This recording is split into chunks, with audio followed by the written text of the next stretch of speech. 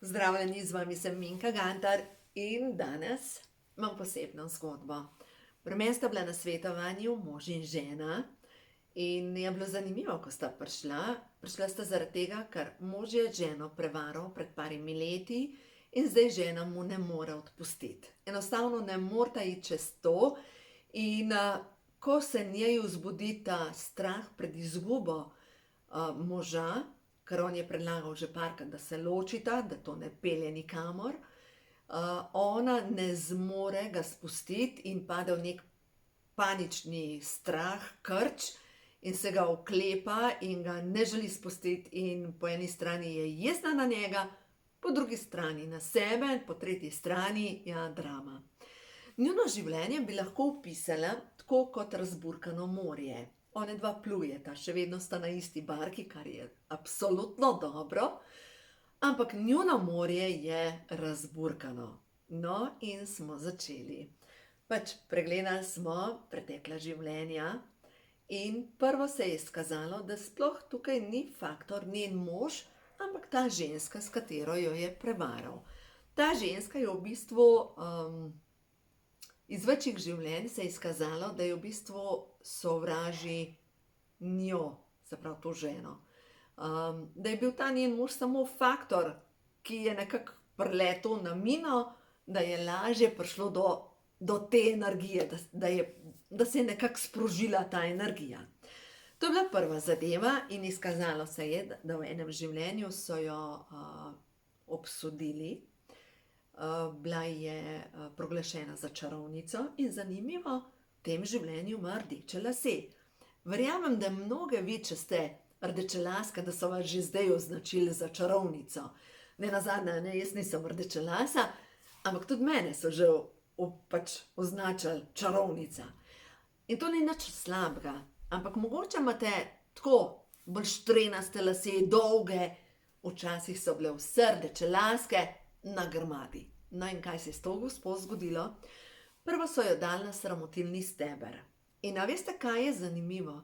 Da ponavadi, ko vidim sramotilni steber pri stranki, pokaže na koncu energija, da se je to dogajalo tukaj v Škofji Loki.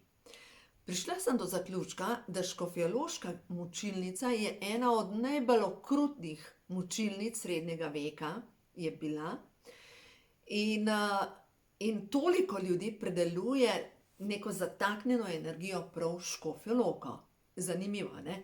Jaz zdaj še vedno živim v Škofji Loki, se bom preselila, ampak zaenkrat sem še vedno v Škofja Loka.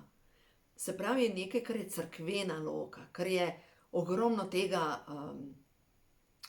cerkvene pobožnosti na eni strani, tako kar malo fanatično, in po drugi strani je ogromno tega, ker smo freelanceri, se pravi nekaj na free delujemo, tudi umetniki in tako naprej, ki pa v bistvu majhen sekamo ven. A veste, in je zanimivo, kako se tukaj ta srednjeveški škofjeloški svet, ki je zdaj sicer v letu 2022, ampak še vedno srednji vek se podoživlja tukaj. Zelo, zelo aktiven. In zanimivo, vemo, da Visoška kronika opisuje prav to, kar so Agato označili za čarovnico, in če bo potonila, je čarovnica, je tako, če pa ne bo potonila, pa pomeni, da je tako čarovnica, pa jo bojo na koncu sežgali. No, to se je včasih dogajalo. In bilo je zanimivo še to mučenje, da po večini so jih dajali na ženske na neke raztezalne naprave in so jih v bistvu pri polni zavesti razčetverali, se pravi, so jim trgali kosti in tako naprej. Tako da okrutno mučenje. In če vam zdajle gre kurja polt po telesu, da vas kar ruka, dobrodošli, Škofjo Loko imate kaj za predelati. Zdaj, kako počistiti podzavestne programe, zdravilna molitev dekodiranja, in če se vam še bolj zatakne, pridete k meni na svetovanje. No, zdaj pa poglejmo naprej. Ta gospa, ki je imela za predelati to jezo, je na koncu smo prišli do zaključka, da vse skupaj se je povezalo s tem, da je naredila splav, in ker je naredila splav, sebi ni mogla oprostiti tega, Se pravi, jaz sem slab človek. Druga stvar pa ni mogla oprostiti možu, da jo ni podprl. In je ta jeza, pomešana s strahom, da ga bo zgubila, dobro, zdaj to eno je mučenje, drugo, še eno življenje pa, v enem življenju je bil njen otrok in ga je zgubila. In vedno, ko ne morete spustiti vašega partnerja, je, no vedno, skoraj vedno, povezano z energijo otroka, ker poglejte, katera mama bi izgubila svojega otroka. Zdaj čutim neko strašno zanimivo energijo, ker se je sprožila, tako da očitno, a veste, video je energija, je to živa zadeva in zdaj, ko sem začela o teh stvarih govoriti, verjamem, da se tudi pri vas nekaj čisti in ja, se je že aktiviralo. In je prav, da se te srednjeveške energije pač počistijo. Res je zanimivo, ko gremo pogledat pretekla življenja, da vam povem na koncu, ko je par odšel od mene, toliko sta žarela, toliko sta bila lepa, toliko sem hvaležna, ker jaz sem rekla, glejte, včasih imamo fizično težavo, ampak pri vama je bolan zakon. In sta rekla, ne, se sva fizično tudi bolna. Ja, ampak bolan je zakon. In vidva bosta zdaj zakon pozdravila in bosta vsak večer molila skupaj to zdravilno molitev dekodiranja in bosta videla, kaj se bo zgodilo. Že ko sta odšla od mene, sta bila nova. Ampak res nova. In, to je tako lepo. In to ni prvi par, veste.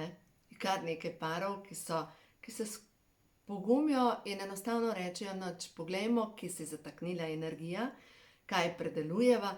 In pogosto, ko dame same pridejo na svetovanje, jim rečem, lej, prid domov, ko boš prišla domov, daj na mizo liste in možu razlož. Nehaj skrivati pred njim. Na mizo pred njega moraš dati popolno resnico, ker kako boš gradil odnos na laži, na skrivanju, ker če ni popolne resnice, nimaš na čem graditi. Resnica je temelj. To je prva zadeva. Zdaj pa naslednja stvar. Zadnjič je ena gospa klicala in je rekla, da njen mož ne ve, da ga je prevarala. In skozi mene je samo šlo, ne mu povedati. Ja, ker glejte, kakšna stvar je včasih tudi pametno, da jo vseeno zadržite zase. Ker če veste, da boste z neko resnico porušili vse, je bolj pomembno, da sebi oprostite in potem greste od tam naprej.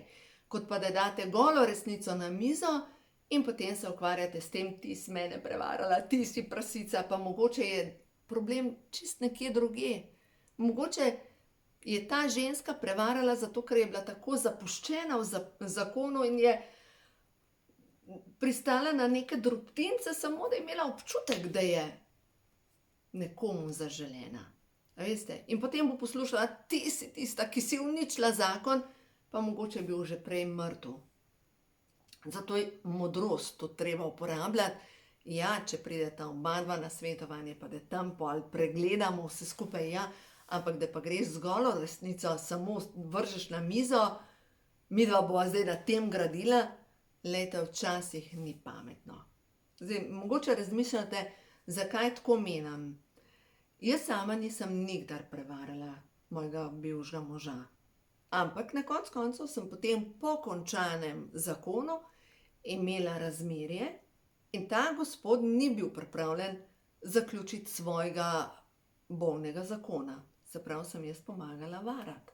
In zdaj vse tiste ženske, ki ste prevarane, boste rekli, lejo, ona je prasica, ona vara, take može zavaja. Vse veze so povezane s preteklimi življenji. Vse. Lejte, v trgovino greš, ni da greš kot v trgovino pa rečeš, zdaj se bom pa s tem dol dal. Pač se ne. Z nekom imaš kemijo, z nekom imaš neko povezavo in to ni vsak. In verjemite mi, te povezave, ko se z nekom zgodijo, so vedno povezane s preteklimi življenji. Če ste bila nekoč že spolna partnerja, ko se srečata, tista energija enostavno začne živeti naprej. In po večini take veze so pač povezane s tem, da je to dušni dogovor, da se v nekem trenutku pač te duše srečajo, da predelajo neke vozle in da grejo naprej. Ja, vem, zdaj sem veliko povedala, pa o varanju, pa o zameri, pa tako naprej.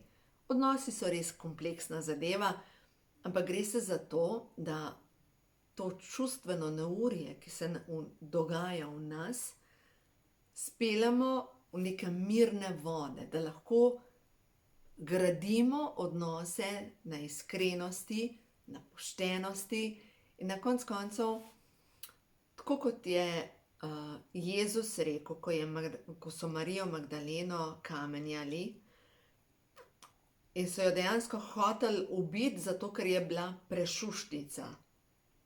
Je rekel, kdor je brez greha, naj prvi vrže kamen. In v Svetem pismu je označena Marija Magdalena kot tista, ki je pač kurba, ona je tista, ki je grešila. Ampak kako je lahko ona sama varala? A ni mogla imeti še kakšnega drugega zraven sebe in ponavadi nekdo označen za slabega človeka in drugi ni nič naredil. Ampak verjemite mi, vse zadeve, ki se nam dogajajo, take ključne, so vedno povezane z dušnimi dogovori. Vedno. Ja, in zato, da se razvozlajo določeni vozli. Tako da ja, to so zanimive zadeve. A gremo še na kakšno pozitivno sporočilo, da vidimo za vse tiste, ki ste na tem, da je čas, da razvozlate vaše dušne vozle, karmične vozle. Da je čas, da komu oprostite, da greste naprej, mogoče sebi oprostite in predvsem, da naredite korake naprej. Da vidimo. Prvo sporočilo je zaupanje. Zaupajte v to, da vas bo življenje popeljalo tja, kjer je za vas absolutno prav. Naslednja stvar je, zanimivo, kako Ošotove karte imam, tišina. V sebi noter najde tišino. Mislim, da imaš tišino v sebi lahko, ko prideš do resnice. Da dokler nimaš resnice, ne moreš priti do tišine. Življenje ti samo pluska v obraz vso resnico, ki jo mogoče jo pa rabimo samo zato, da bomo izkusili našo resnico, našo globino, našo bolečino. In čas je, da kakšno stvar odslovite, oziroma čas je, da prečistite svojo energijo in da se zlijete eno večjo celoto. Čas je za napredek, čas je, da greste naprej. Čas je, da dejansko oprostite in tako kot je rekla ta gospa, je rekla, jaz nisem jezna na mojega moža, ampak na to prasico, s katero me je varal. Na to prasico sem toliko jezna, da jo bi lahko utopila v žlici vode. Ja, zato, ker je toliko nakopičene energije iz prejšnjih življenj. A ja, še to nisem povedala. Ta gospa, s katero jo je mož prevaral, je v srednjem veku bila tista, ki je bila njen rabelj. Kako zanimivo, ne? In v tem življenju je bila spet na en način njen rabelj. No, da vidimo, sporočilo prvo je, čas je, da se lepota vaše duše izrazi na vašem obrazu in na vašem telesu. Prišla je grlena čakra.